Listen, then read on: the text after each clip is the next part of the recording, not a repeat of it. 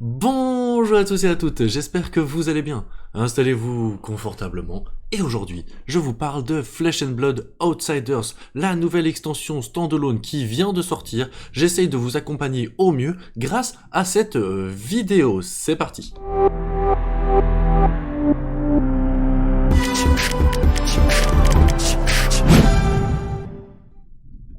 Et nous voilà dans l'extension Outsiders, on va reparcourir un petit peu tout, mais surtout je vais vous parler un petit peu de tous les personnages après les quelques news, les news que nous avons peut-être manquées. Avec par exemple, vous avez peut-être pas vu passer cette information comme quoi la traduction en français existe bel et bien, et surtout il y a certains mots, vous voyez, qui ont été justement changés. Instant en anglais est devenu immédiat, maintenant est devenu instantané dans les packs Blitz 1 et History Pack 2, et ainsi de suite. Vous avez quelques informations ici, comme le Ranger qui est devenu coureur, qui est redevenu Rangers maintenant, comme le fait de pitcher, c'était lancer un sort, maintenant c'est redevenu pitcher. À l'inverse, Go Again est devenu encore une fois. C'est pour montrer qu'ils se remettent en question et qu'ils essayent de proposer une traduction de la plus grande qualité possible. Maintenant, on va aller parler de Outsiders, évidemment, parce que c'est le principe de cette vidéo, et on va peut-être considérer que vous ne connaissez pas Outsiders. Donc je remonte tout en haut, Flesh and Blood Outsiders, qu'est-ce que c'est?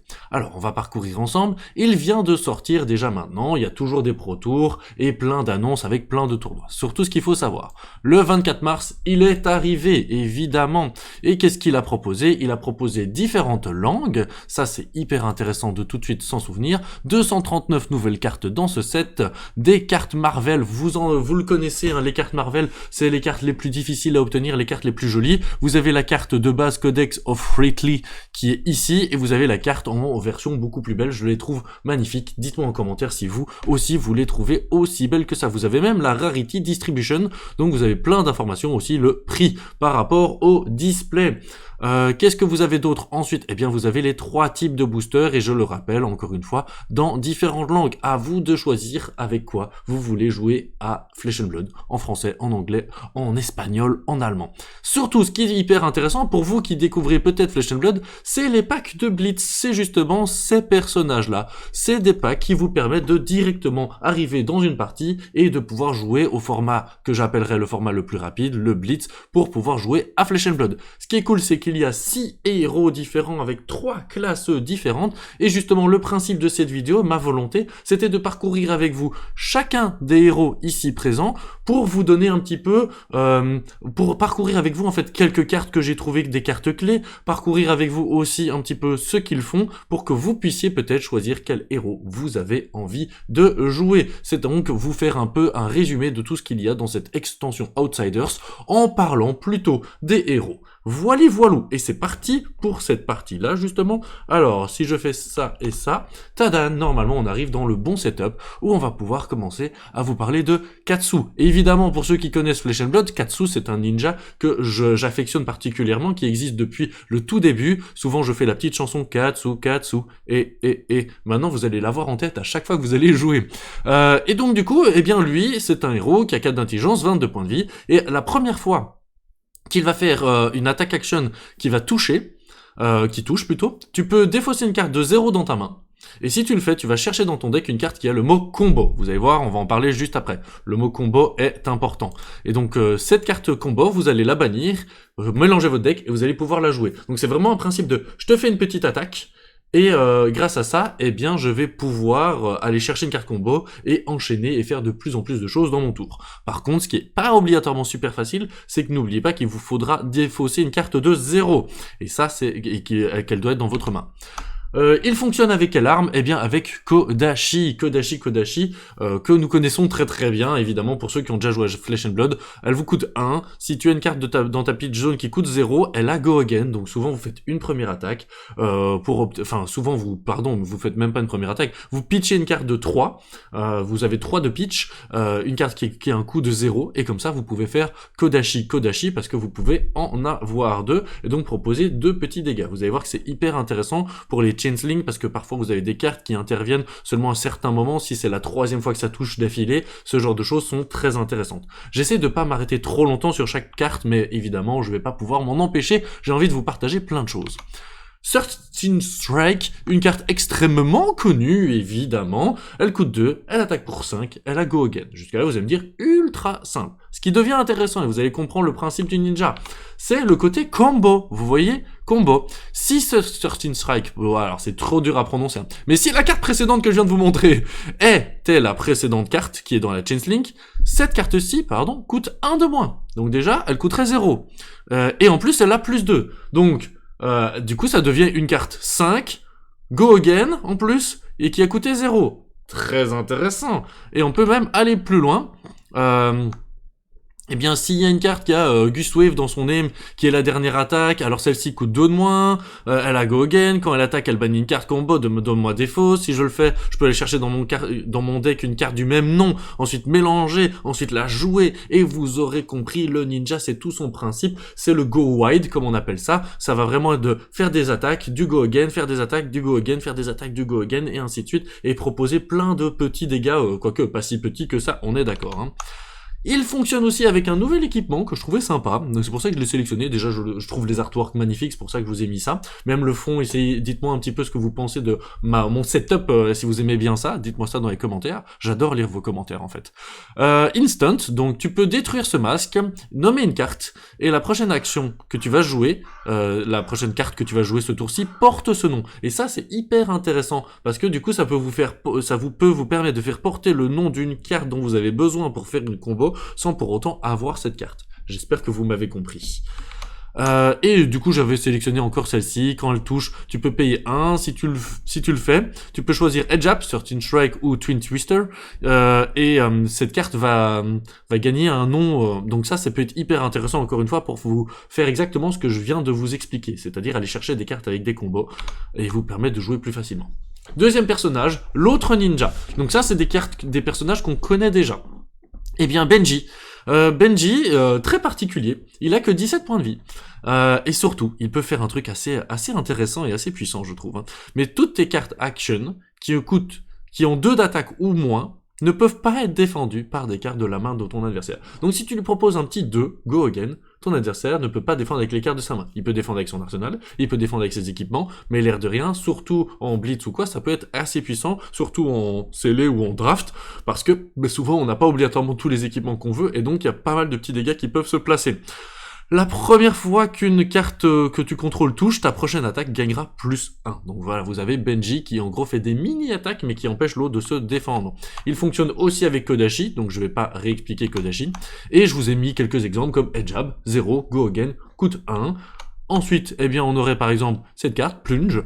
Quand celle-ci va toucher, ta prochaine attaque de dague, ce tour-ci, va faire plus 1. Et ça peut être hyper intéressant pour avoir du Go Again, surtout qu'il y a des grandes chances qu'elle touche, vu que vous voyez que cette carte attaque pour 1. Ravenous Rappel, pourquoi est-ce que je l'ai mise? Je la trouve intéressante parce que c'est une carte qui vous fait révéler une carte et qui vous fait perdre de l'attaque en fonction du pitch de la carte révélée. Mais donc comme il attaque pour 3 et que vous avez minimum révélé une carte avec un pitch de 1, 2 ou 3, cette carte va se transformer en une carte qui attaque pour 2 et donc potentiellement empêcher son adversaire de pouvoir défendre, et elle a Go Again de manière naturelle. Cut down to size, vous voyez que c'est des cartes génériques que j'ai mis. J'ai mis aussi des grosses cartes. Pourquoi? Parce que celle-ci, ça peut être une super bonne carte pour terminer ses attaques. Dans le sens où, quand elle touche un héros, s'il a 4 ou plus cartes en main, eh bien, il va devoir en défausser une. Et donc, potentiellement, vous faites plein de petites attaques qu'il ne peut pas défendre, et vous terminez par cette grosse attaque qui attaque pour 6. Soit il va se défendre avec beaucoup de cartes, soit il va prendre des dégâts et devoir défausser. Donc, quoi qu'il arrive, ce qu'on lui propose ne va pas intéresser votre adversaire. C'est pour ça que je trouvais intéressant de la mettre avec Benji. Deadly Duo, quand cette carte touche, eh bien la prochaine carte avec 2 ou moins de base, ce qui est la plupart du temps ce que vous avez dans Benji, hein, eh bien que tu vas jouer va avoir plus de Go Again, et c'est peut-être intéressant. Et enfin One Toon Punch, c'est une combo parce que évidemment vous pouvez faire des combos avec Edge Jab que je vous ai montré. Si celle-ci était la dernière attaque, quand cette carte touche, elle va faire 2 dégâts supplémentaires aux héros qui sont difficilement protégeables. Je sais pas si c'est un mot français. Azalea, et oui, encore une fois, je vous cherche les héros qui sont connus. On commence la vidéo par des héros qui existent depuis précédemment, puis on va terminer la vidéo par les 3 héros, les 3 nouveaux héros. Alors, Azalea, un peu compliqué, c'est une Ranger. C'est pas obligatoirement facile à jouer Ranger, je préfère vous le dire. Hein. Mais donc, tu vas mettre une carte de ton arsenal en dessous de ton deck. Si tu le fais, tu reprends la top card de ton deck. tu la révèles, tu la mets dans ton arsenal, et si c'est une flèche, cette carte vient de gagner Dominate, jusqu'à la fin du tour. Dominate qui empêche l'adversaire de défendre avec plus d'une carte de sa main. Donc ça c'est le principe, et c'est une archère. C'est un archer, donc elle prépare ses flèches, elle tend son arc, et boum, elle lance.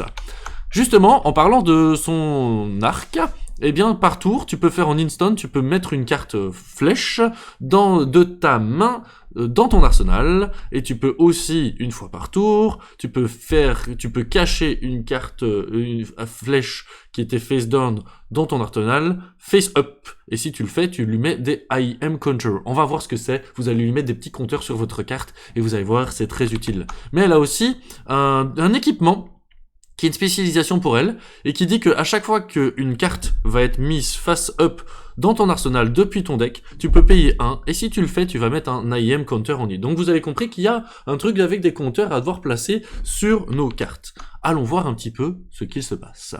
Par exemple, une arrow qui coûte 5 pour 1 sédation shoot. Si elle avait un compteur sur elle, elle a plus 1. Donc vous voyez, ça peut être un intérêt d'avoir placé des compteurs sur elle. Et quand elle touche, elle va créer des tokens sous le contrôle de l'adversaire. Vous allez voir, les tokens, c'est en fin de vidéo, je vous ai fait le petit best-of des différents tokens qui sont présents dans cette extension et mon classement. Regardons une autre carte. La prochaine carte flèche que tu vas jouer va gagner plus 3. Quand elle va toucher, tu vas créer, si elle touche, pardon, tu vas créer encore une fois des tokens. Je rappelle, j'en parle juste en fin de vidéo. Go again, elle coûte 0. C'est quelques cartes, encore une fois, que je vous ai sélectionnées. Les magnifiques artworks aussi. Celle-ci, je l'adore. Je la trouve vraiment hyper intéressante. C'est une générique, donc elle peut aller avec pas mal de cartes, hein, mais je l'ai mise avec Azalea. Tu peux regarder le top card de ton héros, du héros deck, donc tu peux te regarder toi-même, et c'est là que ça devient intéressant, parce que tu peux vérifier si t'as bien une arrow au-dessus de ton deck. Et la prochaine carte que tu vas jouer depuis ton arsenal, ce tour-ci, va gagner plus 3, donc c'est hyper intéressant par rapport au pouvoir de Azalea. Ça, c'est une chouette combo. Seek Horizon, encore une fois, une générique qui existe depuis quelques temps aussi. Hein. Mais comme coup additionnel, tu peux prendre une carte de ta main et la mettre au-dessus de ton deck. Et quand tu le fais, cette carte gagne Go Again. Donc ça va te permettre de pouvoir préparer et anticiper un petit peu les prochaines cartes que tu vas avoir au-dessus de ton deck. Et donc, encore une fois, jouer avec ton arsenal et le pouvoir d'Azalea. Voilà, en fait, c'est simplement ça. Flash of Red Tail, la prochaine carte flèche que tu joues ce tour-ci a plus 4. Et si il y a un compteur, eh bien, if it has a name counter, donc s'il avait un compteur, ça gagne les cartes red ont moins 1 défense pour ce tour-ci. Donc là, ça peut être intéressant pour empêcher votre adversaire de défendre avec des cartes red. Et enfin, on arrive au nouveau héros avec Riptide, le premier ranger. Donc on aura un héros ranger, un héros assassin et 2 héros assassins. Alors lui, on va essayer de bien comprendre comment il fonctionne. J'espère que vous êtes toujours là dans la vidéo. 13 minutes, ça devrait aller. Alors, quand tu joues une carte de ta main, tu peux mettre une carte de ta main face cachée dans ton arsenal. Première possibilité. Et quand un trap, donc quand un piège, j'essaie de vous faire les traductions, que tu contrôles, va se rendre effectif, eh bien tu vas faire un dégât au héros ennemi. Ça peut être extrêmement puissant, sachez-le. Allons voir un petit peu ce qu'il nous propose d'autre. Eh bien, justement, pardon, cette arc à flèche, nous l'avons déjà vu, donc pas besoin de en reparler, vous connaissez les informations de cet arc. Par contre, il a autre chose, je crois que c'est un carquois hein, que ça s'appelle en français, pour ranger ses flèches. Vous me direz ça dans les commentaires encore une fois. Destroy, lorsque tu le détruis, tu peux mettre une carte de ton arsenal en dessous de ton deck, donc ça peut être utilisé une fois. Allons voir justement cette trappe. Vous voyez que c'est des défenses réactions, il est marqué "trap" juste là, ici, en dessous. Donc déjà, de base, elle défend pour 3. Et lorsque ça défend une attaque qui a une puissance plus grande que sa base, eh bien, je vais mettre un -1 compteur sur un équipement du héros adverse. Donc, je vais réduire ses équipements et donc ses capacités de défense avec ceci. Donc, c'est des pièges. En fait, je pense que leur nom explique tout ce que ça va faire. Je vous en ai sélectionné plusieurs, évidemment, parce que c'est le principe du héros. Donc, celui-ci, quand tu défends le héros et qu'il a activé des réactions cette chaîne-ci, tu vas prendre les 2 cartes de son deck, tu vas prendre deux cartes de son deck et tu les mets dans sa défausse, donc tu accélères sa fin de partie. Ça peut être intéressant, je sais pas trop si elle sera extrêmement jouée, mais je voulais vous montrer différentes rares.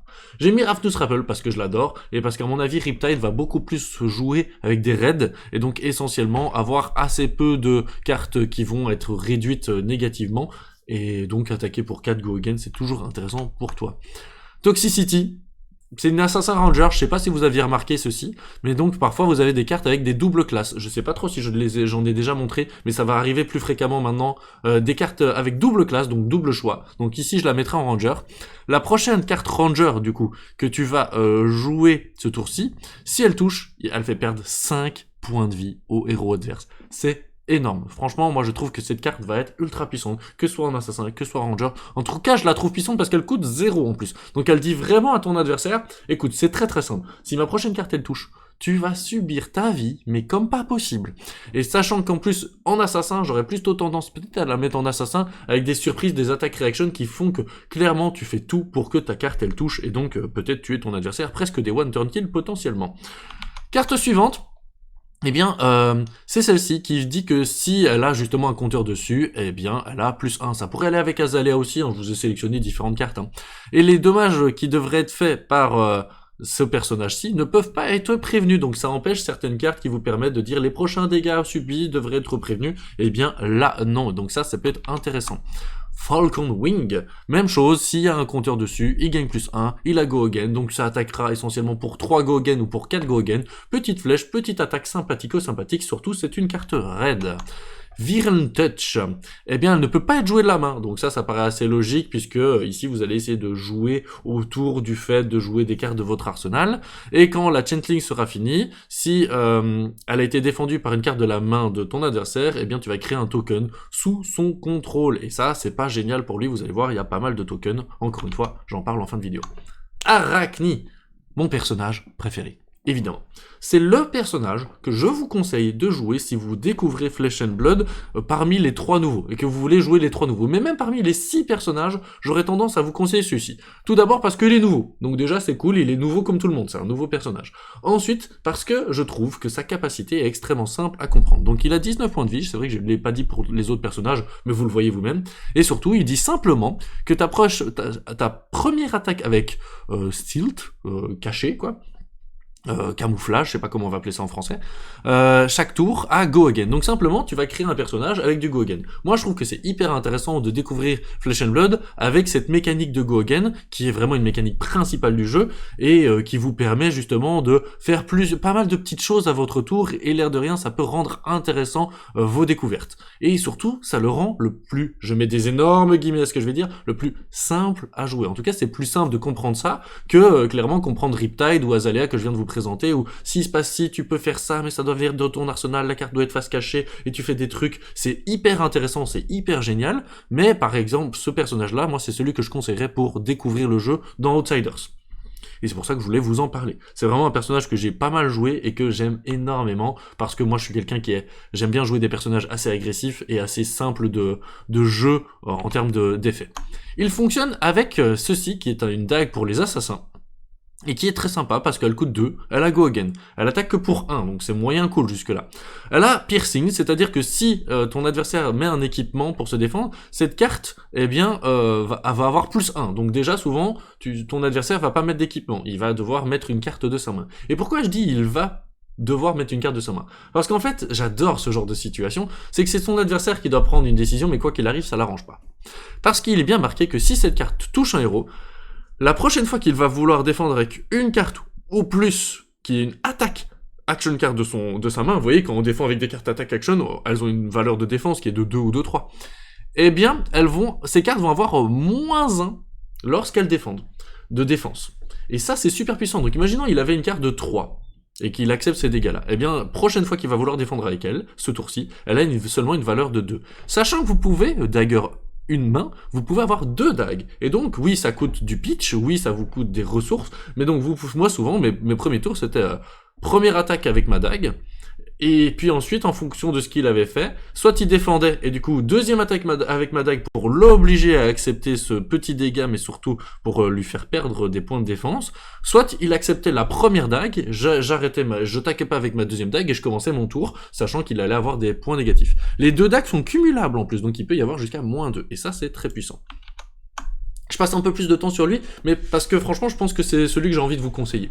Et donc voilà, par exemple, cette carte coûte 0, Infect, Silt, 3, et si elle touche, on va créer souvent des tokens. Ils ont mis un petit système comme ceci, vous voyez à l'arrière là, sur les cartes, ça c'est super intéressant. Quand vous voyez un petit logo comme ça veut dire que ça crée un token. Et ça c'est super intéressant pour avoir un rappel du pouvoir de la carte. Ah oui, ça crée un token si ça touche.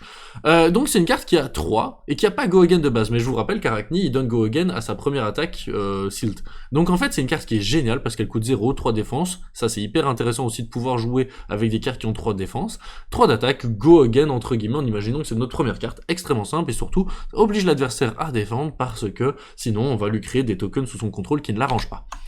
Même chose, un peu principe, hein, ici, 0, Silt, et quand elle touche, on va créer un autre type de token. Donc l'assassin, c'est vraiment extrêmement intéressant, encore une fois, pour découvrir le jeu. Je t'attaque, Go Again, si ça touche, je crée quelque chose, je t'attaque. Celle-ci n'aurait pas eu Go Again si on avait fait la première, mais donc on lui a proposé 6 dégâts ce tour-ci. Hein. Même chose avec encore un autre token, et vous avez vu à chaque fois il y a une iconographie qui est un petit peu différente à l'arrière pour vous rappeler que ça va créer un token. D'autres types de cartes, il a des attaques reaction, et ça, c'est très très fort, parce que justement la carte qui a Silt gagne +3, et en plus si elle touche, on crée un token dessus. Ça coûte 1, mais purée, +3 ça peut permettre vraiment d'être sûr et certain de toucher, et donc de surprendre votre adversaire. C'est le genre de carte que moi j'aime énormément, parce qu'elles peuvent s'accumuler. Ici, c'est une carte qui dit que la prochaine carte qui est Silt, que tu vas jouer dans cette combat chain va gagner +1, donc tu peux d'abord jouer celle-ci, elle a Go Again, puis ton autre, les précédentes, vous voyez, elles avaient 3 d'attaque, donc en fait elles auraient 4 d'attaque, plus après on rajoute l'attaque reaction de 3, et tout ça nous a pas coûté tant de ressources que ça. Hein. Honnêtement, ça coûte assez peu de ressources de jouer ce personnage-là, c'est pour ça que ça me plaît énormément.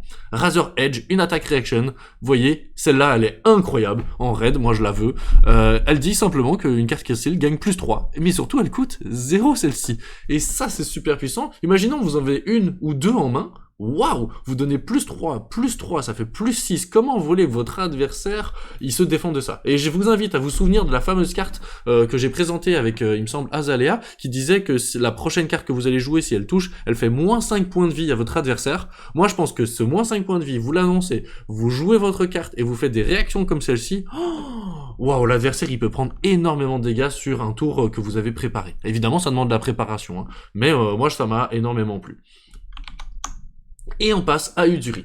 Le perso, je trouve, le plus complexe. Hyper intéressant, hein, je dis pas l'inverse. Mais je trouve ça assez complexe, donc si vous découvrez le jeu, peut-être que je conseillerais pas dans un premier temps. C'est une assassin, une assassin. Alors, je vais prendre le temps d'essayer de bien vous expliquer. Donc, c'est une réaction à une attaque. Donc, d'abord, vous jouez une attaque. Et vous pouvez faire une réaction. La réaction va être que vous allez bannir une carte de votre main face cachée. Vous allez la révéler. Si c'est une carte qui coûte 2 ou moins, tu peux prendre cette carte. Tu dois te sélectionner une carte qui a Silt sur ta Changeling, donc la carte que tu viens de jouer pour attaquer. De la Active Changeling, donc tu sélectionnes la carte de l'attaque en cours, qui n'est pas encore résolue, j'essaie d'être précis. Tu vas la prendre, et tu vas la mettre en dessous de ton deck. Ensuite, tu vas prendre la carte de ta Banish Zone, et tu... Pardon, je vous laisse lire. Évidemment, je vous laissais lire parce que j'étais en train de m'étrangler. Donc, on en était à, tu prends une carte, tu la mets en dessous de ton deck, et ensuite, tu vas prendre une carte de ta Banish Zone et la mettre dans la Active Chains, comme étant l'attaque qui est en train d'attaquer. Je sais pas si vous avez tout compris. Mais donc, l'attaque est en cours, je bannis une carte de ma main, je révèle celle-ci, si elle coûte 2 ou moins, je peux la remplacer. En fait, je fais un switch de carte. Wouh, comme ça, comme les ninjas. Mais c'est une assassin. Et cette carte, on ne paye pas son coût. C'est là que c'est intéressant. On ne paye pas le coût de cette carte. Donc vous avez intérêt à avoir des cartes qui coûtent 2, qui font des énormes dégâts, qui vont remplacer des cartes qui faisaient des tout petits dégâts tout gentils. Voilà un petit peu comment ça fonctionne. c'est pas hyper facile à jouer. Elle joue aussi avec Spider Bites, donc vous connaissez très bien, je viens d'en parler. Et donc on va aller regarder 2-3 trucs. Par exemple, cette carte qui coûte 0, qui a Sealed, et qui dit que des défenses réactions ne peuvent pas être jouées dans la Chanting. Et ben vous pouvez l'utiliser, puis hop, switcher et remplacer avec une autre carte. On va aller voir les autres cartes, hein, rassurez-vous. Mais donc celle-ci, qui dit que les dégâts qui devraient être faits ne peuvent pas être prévenus. On peut switcher et mettre une autre carte. Quelle autre carte on pourrait mettre? Eh bien, par exemple, celle-ci, vous voyez qu'elle coûte 2, magnifique artwork, encore une fois. Les cartes de défense réaction ne peuvent pas être jouées, et si ça touche, tu peux mettre une carte de ton arsenal face-up, la détruire, et ensuite détruire une défense réaction dans son arsenal. Then destroy a defense reaction in their arsenal. Oui, c'est ça. Quand ça touche, tu peux tourner une carte face-up de quelqu'un, en fait. Non, en fait, tu révèles sa carte et ensuite tu détruis tu détruis les défenses réactions dans son arsenal. Mais surtout, ça attaque pour 6. C'est ça qui est super puissant. Donc, on vient d'une attaque pas très très forte et boum, on transforme une attaque à 6. Et donc, l'adversaire va subir des énormes dégâts s'il n'a pas anticipé des défenses. Donc, ça l'oblige tout le temps, votre adversaire, à anticiper des défenses.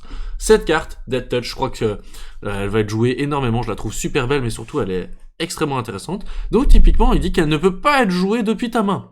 Donc, elle est assez associée au ranger, ça c'est logique, et à l'assassin ou du rien. Et quand elle touche, tu crées le token de ton choix sous le contrôle de ton adversaire. Moi, je trouvais ça super intéressant, le fait que tu crées le token de ton choix. Et ça, moi, franchement, génialissime. Carte extrêmement puissante, hein, encore une fois, 6 d'attaque, c'est super cher pour seulement 1 de pitch. Et donc, je pense encore une fois qu'avec Uzuri, c'est le genre de système, vous allez vraiment faire ce système de switch. Hein. C'est aussi simple que ça. Non, clairement pas. Et si tu as joué des réactions dans ton tour, par exemple, cette carte, eh bien, elle va te faire, cette carte va gagner plus 4. Donc, boum, tu peux jouer une carte, faire des réactions, avoir ton Gogen, et puis hop, switcher, et cette carte se transforme en une 4 d'attaque, une 7 d'attaque, par exemple. 7 d'attaque, ça peut être très puissant. Et encore une fois, elle coûte 2. Oui, mais non, parce que si vous avez joué une carte de 0, ça peut switcher. N'oubliez pas qu'il faut avoir fait des attaques réactions pour qu'elle gagne le plus 4. Mais c'est ça que vous allez essentiellement essayer de faire avec ce personnage. Et on terminera avec Isolate, Cassilt, qui a Dominate. Le héros ne peut pas défendre avec plus d'une carte de sa main. Et ça, je trouve que c'est vraiment une carte intéressante parce que vous jouez celle-ci, votre adversaire va dire bah je me défends pas parce que il a peut-être pas beaucoup de défense, on imagine, et il se dit en plus dominer, donc de toute façon je vais prendre des dégâts. Et puis là, pam, vous switchez et vous lui jouez une carte qui attaque pour 6. Il a déjà skip sa phase de défense, il lui reste qu'une phase de défense réaction et c'est plus compliqué pour lui. Et voilà, il me semble que là, on a terminé. Oui, parfait, on a terminé tous les personnages. Ça nous fait 27 minutes de vidéo. J'espère que vous êtes toujours là. Et maintenant, voici ma petite sélection des tokens, en commençant par le meilleur. Le meilleur de tous les tokens, si vous devez choisir le token à invoquer, selon moi, le meilleur token, c'est celui-ci. Pourquoi? Parce qu'il dit qu'au début de la fin du tour de son adversaire, de votre adversaire, cette carte va se détruire, et ensuite, il va subir 2 dégâts, ou alors payer 3 de pitch. Donc c'est pas toujours facile parce que ça l'oblige à subir des dégâts ou à garder des ressources avant la fin de son tour pour pouvoir éviter ces dégâts-là. Donc c'est hyper intéressant, surtout quand vous les accumulez. Parfois c'est possible d'en accumuler 2 peut-être ou 3 si vous faites un énorme tour. Donc il va prendre 6 dégâts ou devoir payer énormément et souvent on prend les dégâts. Autre carte dans l'étape des cartes un peu plus puissantes, niveau 2, la deuxième que je sélectionnerai, c'est celle-ci qui dit que tes cartes actions d'attaque de ton arsenal et tes armes ont -1. C'est surtout les armes, très intéressantes, parce que si vous avez vu, les Kodachi ont 1 d'attaque, les Spider-Bites ont 1 d'attaque, donc l'air de rien, les assassins et les ninjas, eh bien, ils vont être très embêtés, parce que souvent on utilise leur arme pour commencer nos attaques, et les cartes de l'arsenal, c'est intéressant pour justement la ranger. Donc, contre les 3 types de héros, cette carte est forte. C'est pour ça que je l'ai sélectionnée en numéro 2. En numéro 3, je la trouve donc moins puissante, et parce que parmi il y a 3 tokens qu'on va essentiellement mettre sur le contrôle de l'adversaire. Celle-ci, je la trouve moins forte, mais c'est pas pour ça qu'elle est mauvaise. Hein. Mais elle dit qu'au début de la fin de phase, on va détruire cette carte et ensuite mettre toutes les cartes de ta main et de ton arsenal en dessous de ton deck. Donc en gros, tu dis à ton adversaire, tu dois jouer toutes tes cartes pendant ton tour parce que sinon, eh bien, elles vont disparaître. Mais surtout, ce qui est puissant, c'est que ça empêche de remettre une arsenal. Donc en fait, cette carte, je la trouve intéressante et puissante contre les rangers, contre les autres personnages peut-être un peu moins, c'est pour ça que je l'ai pas sélectionné dans le top. Et enfin, cette carte-ci, c'est le dernier token, c'est le token que nous avons tous ensemble Au début, enfin c'est un token personnel qui dit qu'au début de ta fin de phase, tu vas le détruire et piocher une carte. C'est un token assez générique, c'est pas le meilleur à aller créer pour soi-même, mais ça peut être intéressant si vous anticipez de jouer toutes vos cartes en main et que vous avez envie d'avoir un arsenal. Ce token peut être utile pour repiocher une carte et peut-être la placer en arsenal. Et voilà les amis, on a terminé la vidéo, je vais pas traîner beaucoup plus que ça, on va arriver à 30 minutes de vidéo. J'espère qu'elle vous a donné un maximum d'informations un petit peu sur les cartes qui sont sympas avec les personnages, sur les personnages, et que vous l'avez trouvée intéressante. Encore une fois, n'hésitez pas à me laisser plein de commentaires, likez, abonnez-vous, partagez cette vidéo peut-être autour de vous à des personnes que ça pourrait intéresser. Et sur ces belles paroles, il ne vous reste plus qu'à éliminer votre héros adverse rapidement. Bisous, bye bye!